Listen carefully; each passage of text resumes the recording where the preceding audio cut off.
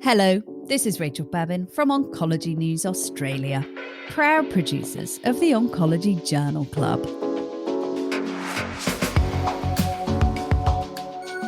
This week we have another great episode for you in our usual format.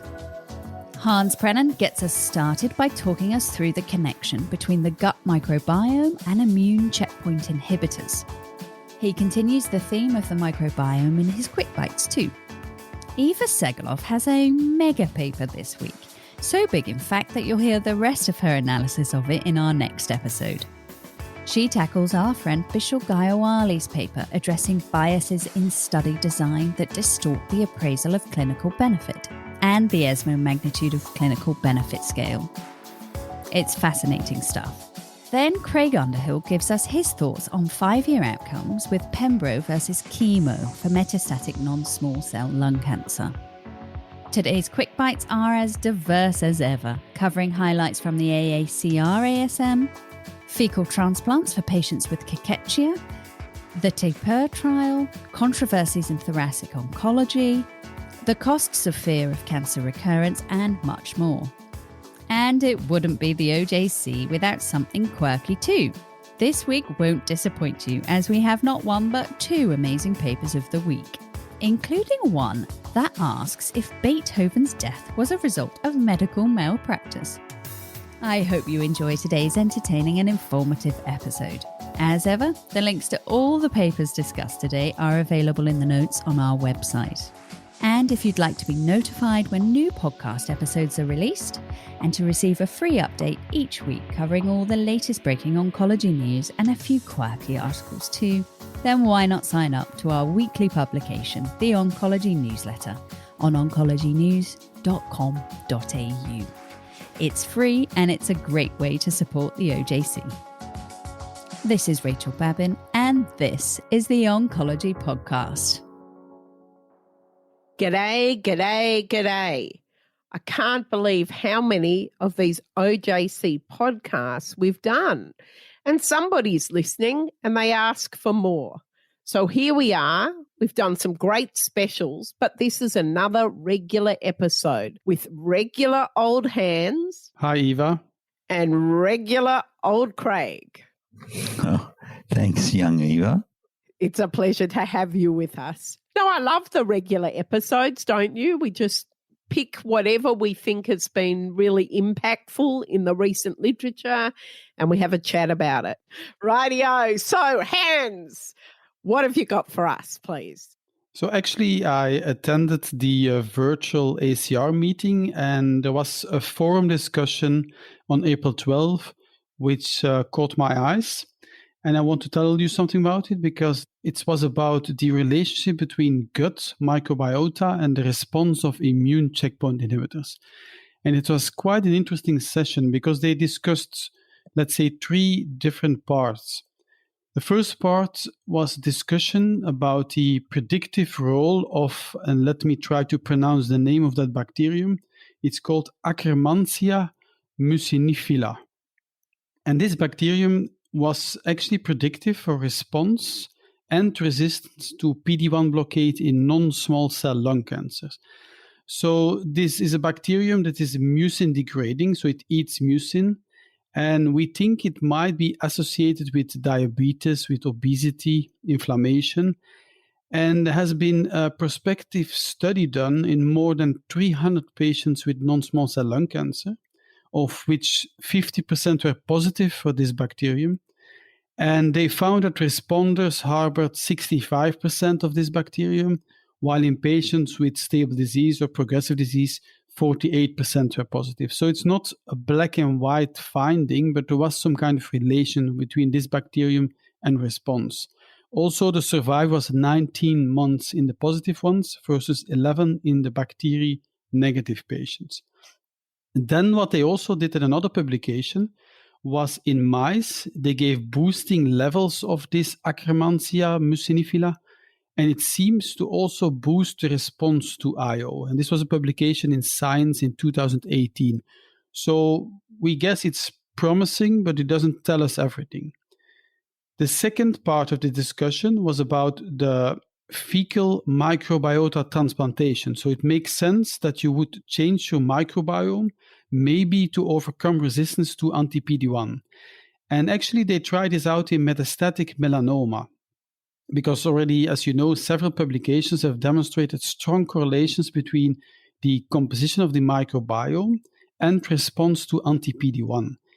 And there was a study performed by a group from Israel and also published very recently in Science in February 2021. And they used donors from metastatic melanoma and that had a durable, complete response to anti-PD-1.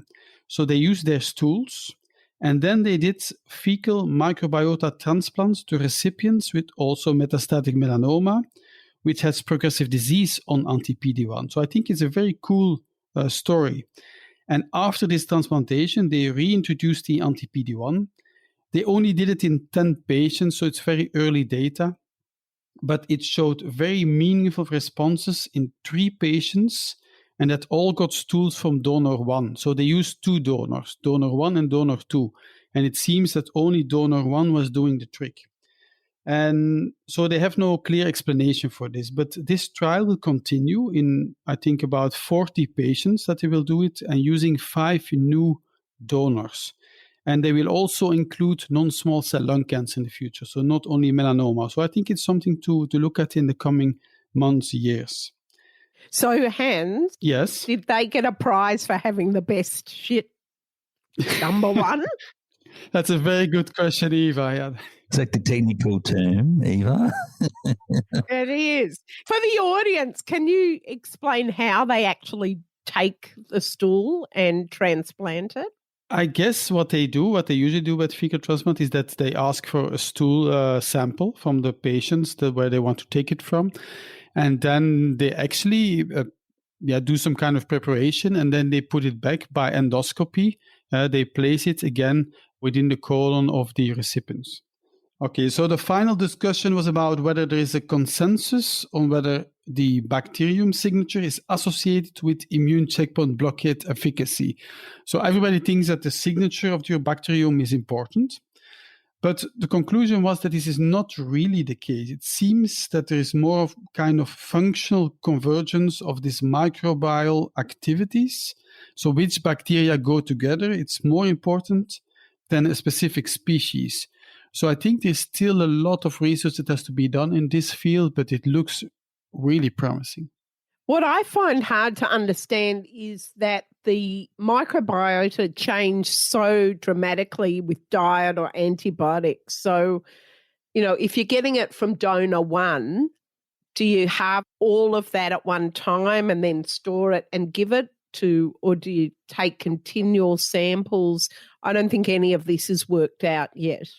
No, I think we don't know. And it seems that it's really the relation between all these bacteria that plays a role. But as you say, it's very fluctuating. As soon as you change your eating habits, in 2 weeks, your complete microbiome has changed.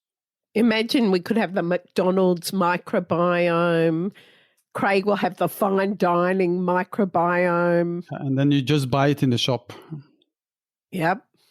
Fantastic. Look, it's such a hot topic, and I think we've avoided this issue of diet for so long. We've just sort of reverted to good, healthy diet, but we may in fact be prescribing specific diets for IO receiving patients in the future. Fully agree. So, Eva, what have you got for us this week?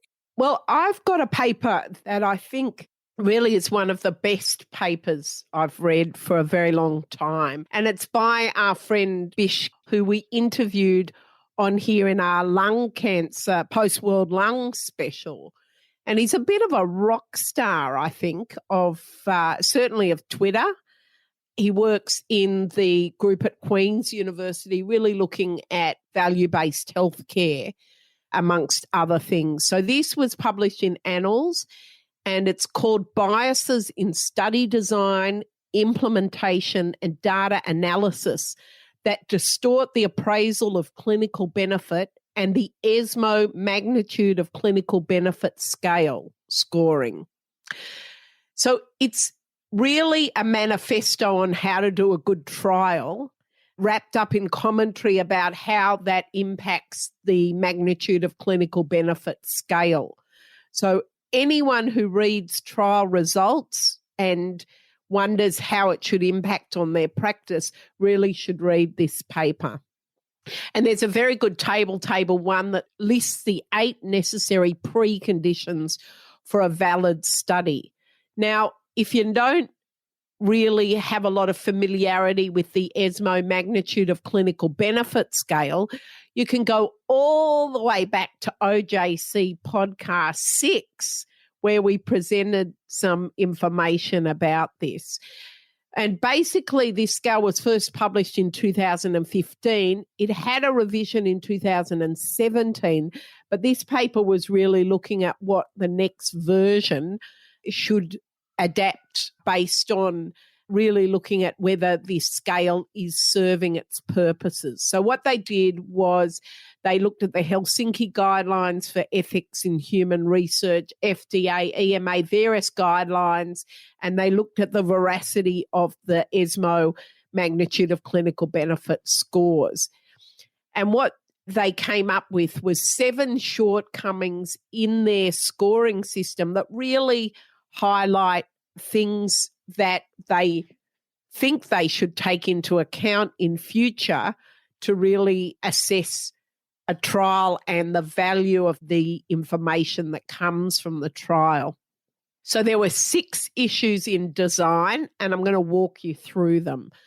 The first was trials that have a substandard control arm, and they used as an illustrative case the NEMO study, which had both treatment-naive or pre-treated patients with advanced NRAS-mutated melanoma. And these patients were randomized to binimetinib or dacarbazine. Now, what happened was 79% of the participants were treatment-naive. So they got dacarbazine in the control arm, and already at the time we knew that was inferior to ipilimumab immunotherapy plus dacarbazine. And so you've got a trial that looks more positive because your control arm was not the current standard of care. And that needs to be figured in this magnitude of clinical benefit scale. The second issue was the predictive reliability of surrogate endpoints.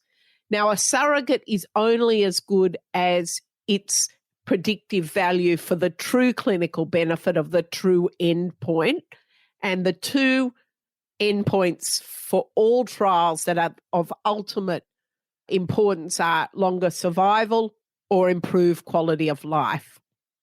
Now, we've had a lot of information over the years about using DFS, disease-free survival, as a surrogate for overall survival, particularly in adjuvant therapy studies, and it's of variable predictive reliability.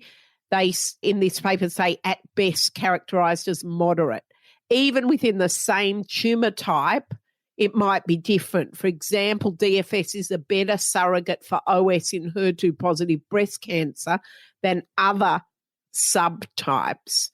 So in the draft version that people are looking at for version 2 of the ESMO Clinical Benefit Scale, they will adapt for the veracity of whichever surrogate endpoint is used. Now, the third issue in design was crossover. Did you know, Hans, that there are 2 sorts of crossover, appropriate or desirable crossover? Oh, no, I didn't. Good. And that's where really you're looking at whether a drug used earlier is better than later. Because if you have a control arm that doesn't get the drug, but then delivers that drug later due to crossover, it becomes a sequence or a timing question. And if you don't incorporate the crossover, the people on that arm of that study will miss out on that drug. And if you already know it works in later lines and you do a trial earlier but don't allow crossover, you will disadvantage the people who don't get that. So that's called desirable or appropriate crossover. Now, of course, the opposite of that is undesirable crossover. And that's where you've got crossover that allows people to get the medication or the intervention where it's not actually been proven. And that can impact on the overall survival, and it can also cause harm because it can delay people getting therapy that is of proven value in that later time. So that sort of crossover is discouraged by the FDA and EMA. Now, there's some really interesting examples. Failure to incorporate appropriate crossover, abiraterone, the COUAA 302 trial, showed that it was standard of care for chemo-naive metastatic castration-resistant prostate cancer. And then a couple of years later, there was the Latitude trial. And in that study, only 11% of patients on placebo received abiraterone when they progressed to castrate-resistant prostate cancer. So the trial showed a substantial overall survival benefit, and therefore it gets a high ESMO-Magnitude of clinical benefit score of 4. But actually, because of lack of crossover, we don't know whether using the abiraterone earlier while the tumour is castrate sensitive is better than using it later when the tumour is castrate resistant. And also the control arm patients were potentially harmed by not receiving a proven post-progression therapy.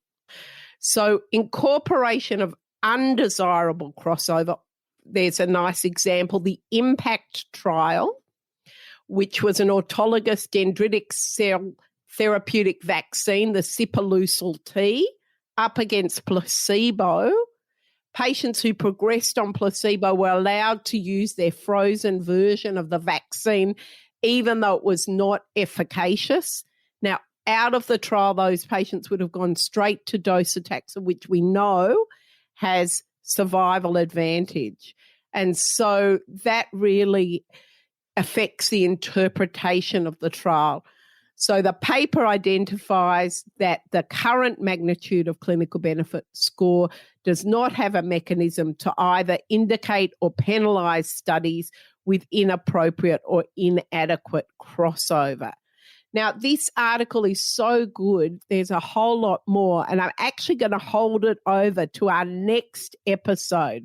So if you're interested in this, tune in for more. It's really worth reading this article. It's a manifesto of good versus bad trials. It sounds super interesting, Eva. So I have just one question because, okay, you can have some comments on trials, but you also know it sometimes takes quite long to make a trial, to get it started, to go through all the regulations. So often your standard treatments is changing. So it's not always the fault of the ones that designed the trial that your standard arm is not good, for example.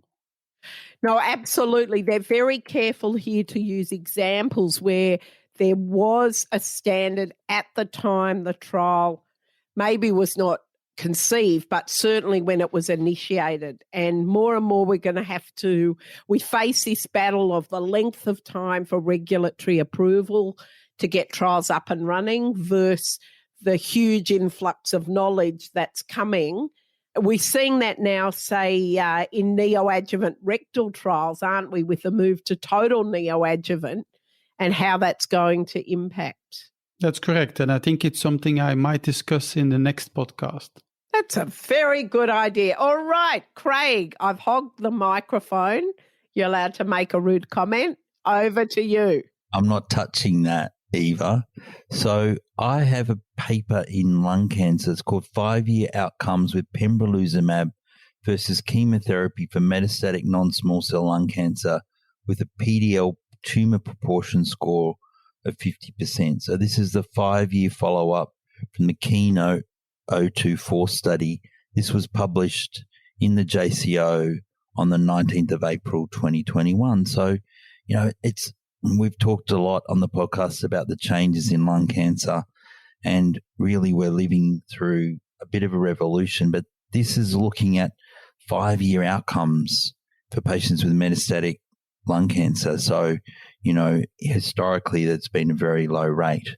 So in this study, patients who received chemotherapy, the median overall survival was 13.4 months. And for those who received Pembrolizumab alone in this PDL high population was 26.3 months.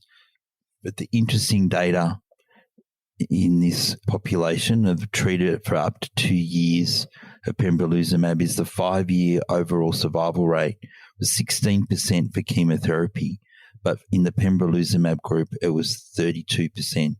I'm going to do an interpretive dance now to explain the curves because no one's watching. But turn your camera off. But you can see the sort of suggestion of a plateau on the curve. So there's still patients relapsing out late, but, there's a definite plateau. We see in melanoma studies of 5-year survival, definite, plateau, and probably people are cured. But we're still seeing late relapses in lung, but very clear separation in the curve. So in this population of PDL high, to expect that at 5 years, a third of the patients were alive is, quite extraordinary. So we want to obviously push that up to much higher than a third, but it's worth people having a look at this paper, especially if they treat lung cancer patients. Hans wants to push it up to a third. But Craig, how long did people receive the IO for on the original melanoma trials? Because no one had really any concept it would work so well. Patients were treated for 2 or 3 years. As I said, this was for up to 2 years. So now most guidelines recommend that we treat beyond 2 years in the absence of any clear evidence. So in the real world, we would keep going until toxicity or relapse. Interestingly, I've had some patients who've gone beyond 2 years and they have progressed in that between 2 and 3 years. So we're allowed with some of the IO drugs to continue beyond 2 years in the prescribing environment in Australia. So most of the guidelines would suggest that you keep going. But in this, a lot of the studies, it was specified 2 years treatment. This was 2 years treatment. So there's still an ongoing effect way beyond that. But interestingly, about a third of the patients relapsed after the 2 years. Yeah, and I guess the question will be stop and restart at relapse. Does that impact overall survival? Can you give people a break? Because it's a long time to be on treatment. It is, where there's very limited data. There's a study where people were stopped after 1 year rather than after 2, and that showed that most people relapsed and only, I think it was 50% of them actually responded a second time. So you can lose the response after being, responding initially, stopping, and then on re-challenge, not everyone has a second response. It could be different between lung and melanoma and maybe colon, for example. So I think it's tumor dependent. Exactly. I don't think lung cancer is melanoma or renal cancer, the traditional kind of immunogenic tumors. And I think, it's going to take cooperative group studies to really answer these kind of questions. You reckon? You reckon the pharma won't be interested? I don't know. I'm not going to touch that. We'll call our mate Steve Vogel and ask him that. Yeah. Hey, we need Steve to ring up soon. We do. We miss you, Steve. Or Merv, please ring. Okay, fantastic. So, Hans, you've got quick bites. I just want to tell you, Hans, it's caught your eye, not caught your eyes. Okay, so it's only one eye that can be caught, not two at the same time then. Yeah, that's right. How's your Flemish, Eva? I'm trying to make this as educational as possible. Yeah, indeed. I think these podcasts are so educational for me. So my English has improved so much. Maybe you have to compare with podcast number 1 versus number 34. That's a good idea. We might have to play a snippet of number 1. So what's your short bite for us? Yeah, so actually I try to stay in the same theme. So I also chose something on fecal microbiota. So this is a short bite published by a group from Amsterdam in Clinical Cancer Research, April 2021. And it's called Fecal Microbiota Transplantation from Overweight or Obese Donors in Cachectic Patients with GI cancer. So what they did is actually randomized, double-blind, placebo-controlled phase 3 study. And the idea was the following. So cachexia is associated with poor survival, as you know, in cancer patients, and also influenced by the gut. And they used healthy, obese donors, used the stools from them, and then gave them to GI cancers treated with chemo. And they want to have an effect on cachexia. But the conclusion was there was no real effect on cachexia, but they claim that there might be a difference in disease control rate and survival. Of course, be careful. It was a very small group of patients, only 24 patients, but maybe it makes sense to do this also in a larger cohort. I thought you were going to say they did a fat transplant, but they did the fecal transplant. Just to clarify, Hans, it didn't work. No, actually, they didn't see any influence on cachexia. And I think the reason is that it's multifactorial. It's not only related with your gut, but I think the idea is nice. So thank God for that. Can you imagine with your cachectic patient saying, I have the fix for you, a fecal transplant? I don't think so. So I think it was a phase 2 study, not a phase 3 study. No, it's a phase 2 study, double-blind, placebo-controlled, yeah. And the total number of patients? 24. Yep. But, you know, they're really not easy studies to do, and it's fantastic to see these things being looked at. To crack cachexia, wow, that would be really a big one. It's so tough. And that gives me a good idea. We should do a special on cancer cachexia. That's maybe an interesting topic indeed. One for you, Hans. All right. So, Craig, your quick bites. I have a few, Eva. One is another Pembrolizumab study, this time in patients with metastatic breast cancer with a higher mutational burden. It's from a study called the TAPUR study, Targeted Agent Profiling Utilization Registry study.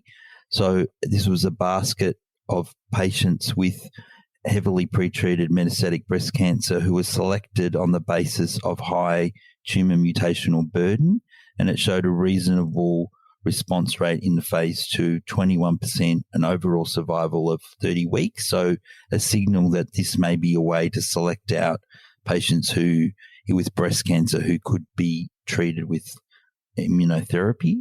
And what was the definition of high TMB? Because usually it's 10 or sometimes it's 14. That's why it's important. Yeah. 9 to 37. So is that high, Hans? Usually it's above 10. But at least sometimes it's above 14. That's why I was asking. It is a real issue that there is no standard definition of high TMB. And, you know, do we think people don't look at curves and then decide where they're going to call high? Not predefined.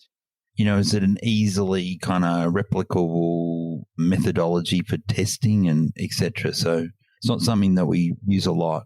And also emerging data that TMB by itself is not predictive. We have to cover those papers. Okay. The other quick bites was one, it's a new series from the Journal of Thoracic Oncology called Controversies in Thoracic Oncology. So in a page or two, they summarize the recent progress in non-small cell lung cancer, point out all of the new drugs to the various targets, ALK, BRAF V600E, EGFR, MET, exon 14, NTRK, RET, ROS1, HER2, and NRG, not the POP group, but the molecular mutation. But in the patients with no sensitizing driver mutation, the current state of play is really unclear. And so, Eva, this was a nice kind of like follow on from what you just did in your long paper. So they said that the problem is that this field in advanced lung cancer has been plagued by studies continuing with old, inferior reference arms after studies are published. So, you know, a study's set up and recruiting, results are published from one study, the reference arm isn't changed. So what's ended up happening is that regardless of PD-L1 status, it's really unclear what is the standard therapy. Is it single agent IO for high PD-L1s? Is it a combination of single agent IO with chemo? Is it chemo plus bevacizumab plus IO? Is it ipi-nivo? Is it ipi-nivo chemo? Same for the PD-L1 1 for 49. And for the PD-L1 low, you wouldn't use single agent IO, but you would, all the other combinations are again acceptable standard. So it's an introduction to a series they're going to do called Controversies in Thoracic Oncology. And guess what they picked as their first controversy? Our old favorite. Adura. So we still haven't found what we're looking for, because there was two papers, one saying osimertinib should be the standard of care for the adjuvant therapy of stage 1 to 3A EGFR mutant non-small cell lung cancer, and the other saying it should not be the standard of care.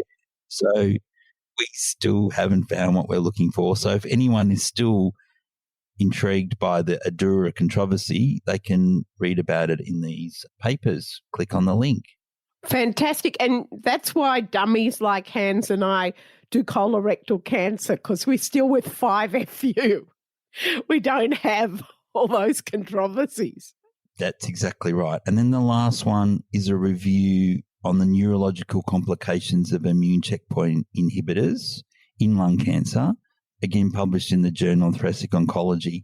So although this was done in thoracic malignancies, it has some learnings for all cancers on basically being aware of the neurological complications, thinking about it in patients before they start treatment to ensure they don't have any neurological problems that could be a paraneoplastic phenomena, and then an approach to management. So for the neurological complications, it's often using some IVIG or oral steroids.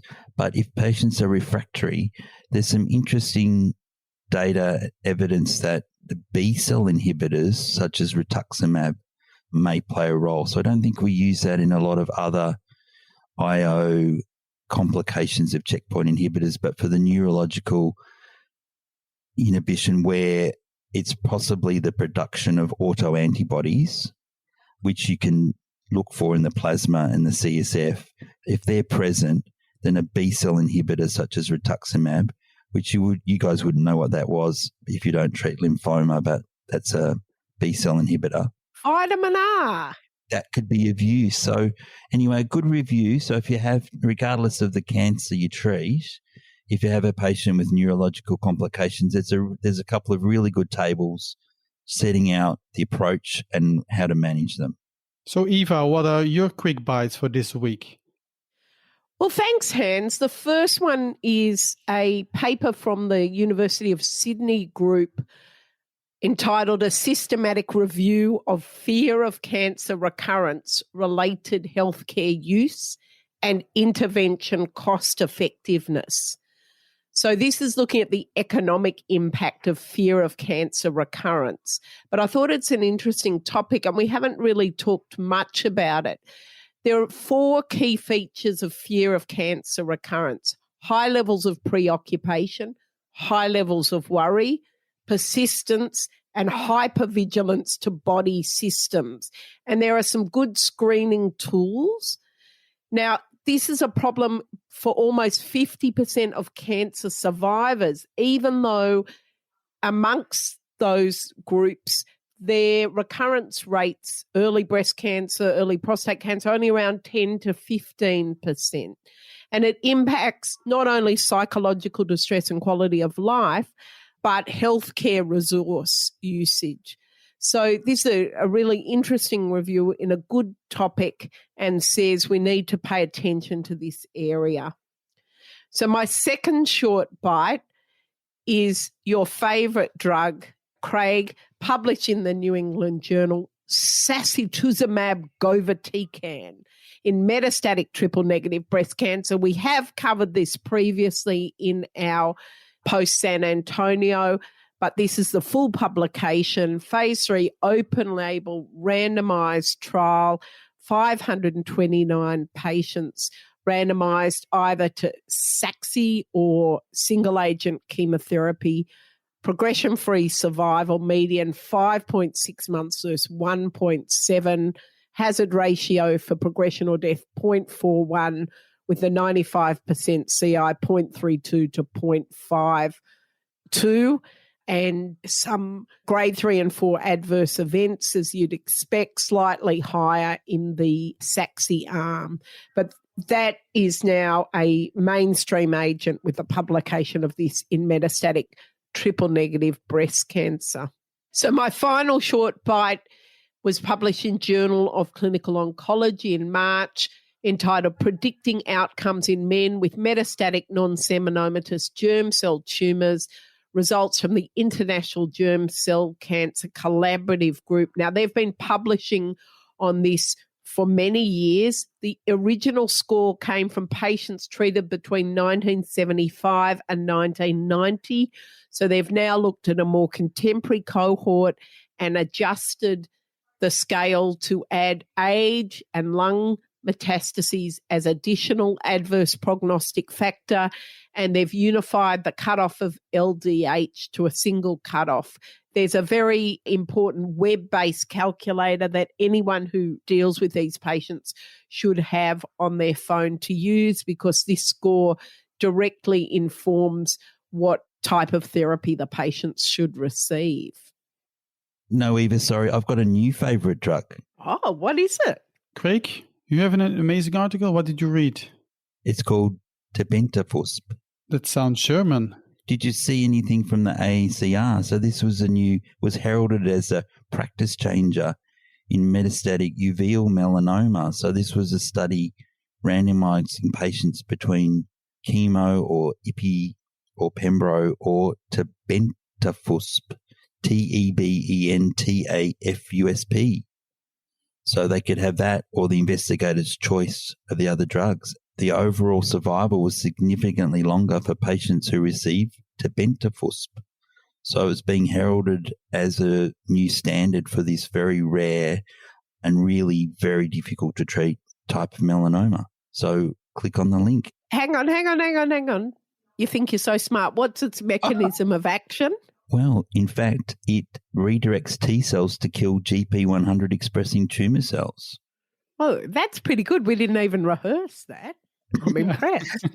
And the other little snippet from the AACR was using Nivo upfront as a neoadjuvant treatment, patients with resectable cancer, and a signal that the pathological complete response rate much higher, 24% versus 2% when added to chemotherapy. But that's maybe not such a surprise. That's lung cancer. That's right. And that'll need further trials, really, randomized phase 3 trials to tease out. You know, everything's going to neoadjuvant, isn't it? Yep.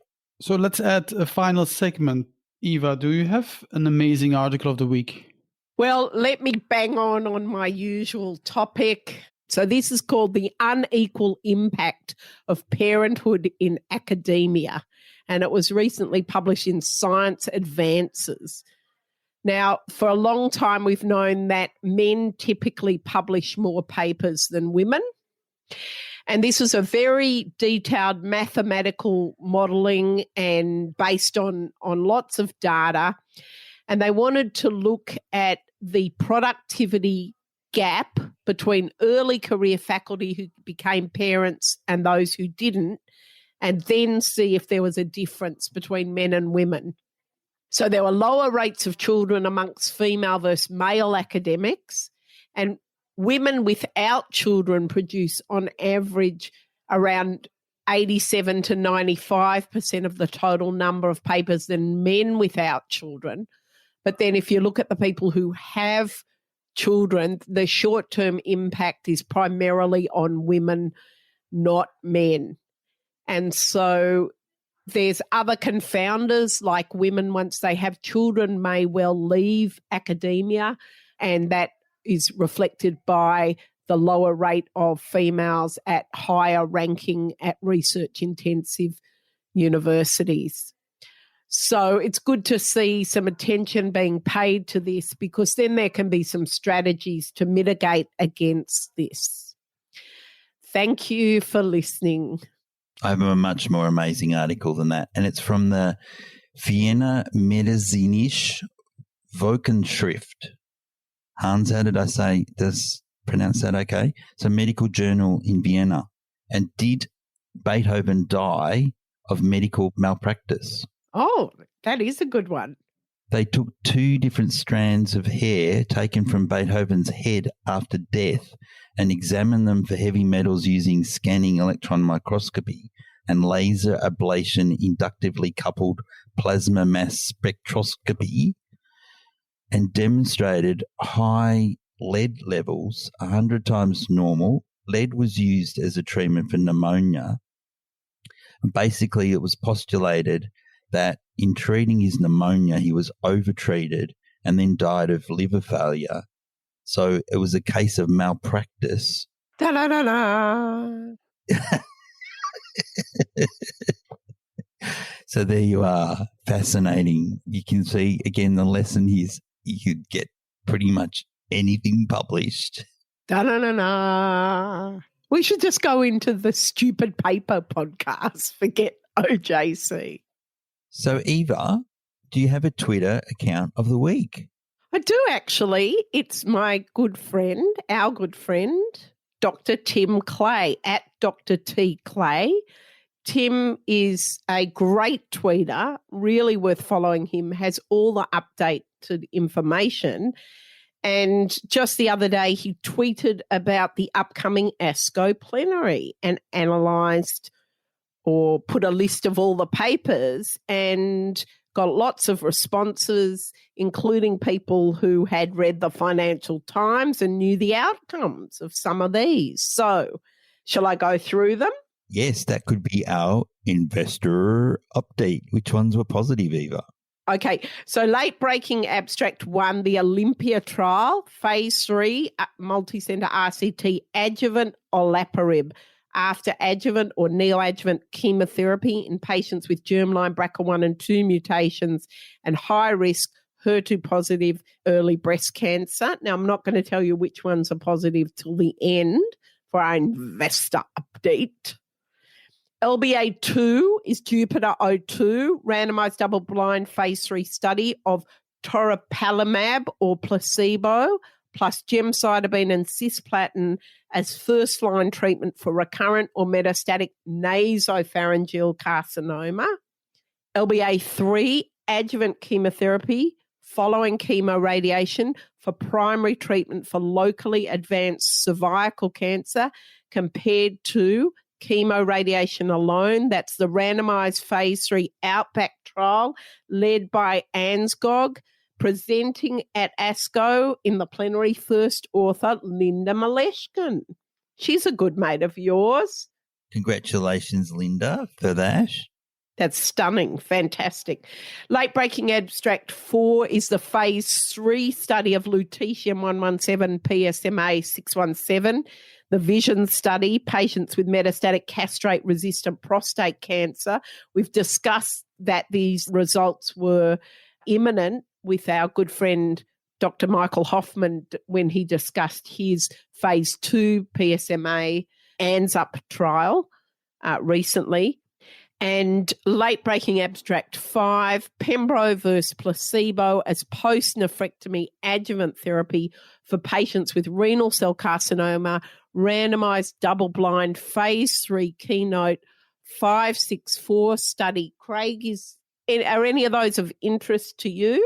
Yes, they are, Eve. Of course, all of them are. But which ones were positive? 3 of them. So I'm going to quiz. Let's quiz hands. Which ones do you reckon are positive?